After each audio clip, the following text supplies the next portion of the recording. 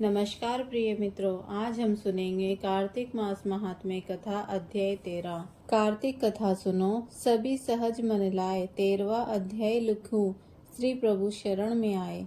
दोनों ओर से गदाओं, बाणों और त्रिशूलों आदि का भीषण प्रहार हुआ। दैत्यों के तीक्ष्ण प्रहारों से व्याकुल देवता इधर उधर भागने लगे। तब देवताओं को इस प्रकार भयभीत हुआ देख गरुड़ पर चढ़े भगवान युद्ध में आगे बढ़े और उन्होंने अपना सारंग नामक धनुष उठाकर बड़े जोर का टंकार किया। त्रिलोकी शाब्दित हो गई। पल मात्र में भगवान ने हजारों दैत्यों के सिरों को काट गिराया। फिर तो विष्णु और जलंधर का महासंग्राम हुआ। बाणों से आकाश भर गया। लोग आश्चर्य करने लगे। भगवान विष्णु ने बाणों के वेग से उस दैत्य की ध्वजा, छत्र और धनुष बाण काट डाले। इससे व्यथित हो उसने अपनी गदा उठाकर गरुड़ के मस्तक पर दे मारी। साथ ही क्रोध से उस दैत्य ने विष्णु जी की छाती में भी एक तीक्ष्ण बाण मारा। उसके उत्तर में विष्णु जी ने उसकी गदा काट दी और अपने सारंग धनुष बाण चढ़ाकर उसको बीधना आरंभ किया। इस पर जलंधर इन पर अपने पेने बाण बरसाने लगा। उसने विष्णु जी को कई पेने बाण मारकर वैष्णव धनुष को काट दिया। धनुष कट जाने पर भगवान ने गदा ग्रहण कर ली और शीघ्र ही जलंधर को खींचकर मारी। परंतु उस अग्निवत अमोघ गदा की मार से भी उस दैत्य का कुछ भी चलायमान नहीं हुआ।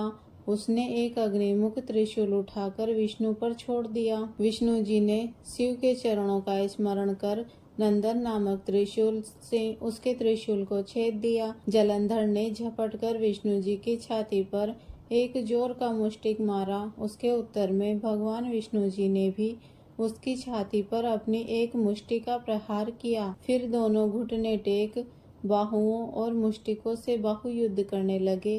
कितनी ही देर तक भगवान उनके साथ युद्ध करते रहे। तब सर्वश्रेष्ठ मायावी भगवान उस दैत्यराज से मेघवाणी में बोले, रे रण दुमूर्त दैत्य श्रेष्ठ, तू धन्य है जो इस महायुद्ध में इन बड़े बड़े आयुधों से भी भयभीत न हुआ। तेरे इस युद्ध से मैं प्रसन्न हूँ। तू जो चाहे वर मांग। मायावी विष्णु की ऐसी वाणी सुनकर जलंधर ने कहा, हे भावुक, यदि आप मुझ पर प्रसन्न हैं तो यह वर दीजिए कि आप मेरी बहन तथा मेरे सारे कुटुंबियों सहित मेरे घर पर निवास करें। नारद जी बोले, उसके ऐसे वचन सुनकर विष्णु जी को खेद तो हुआ, परंतु उसी क्षण देवेश ने तथास्तु कह दिया। अब विष्णु जी सब देवताओं के साथ जलंधरपुर में जाकर निवास करने लगे। जलंधर अपनी बहन लक्ष्मी और देवताओं सहित विष्णु जी को वहां पाकर बड़ा प्रसन्न हुआ। फिर तो देवताओं के पास जो भी रत्नादि थे सबको ले जलंधर पृथ्वी पर आया। निशुंभ को पाताल में स्थापित कर दिया और देव, दानव, यक्ष, गंधर्व, सिद्ध, सर्प, राक्षस, मनुष्य आदि सबको अपना वंशवर्ती बना त्रिभुवन पर शासन करने लगा। उसने धर्मानुसार सुपुत्रों के समान प्रजा का पालन किया। उसके धर्म राज्य में सभी सुखी थे।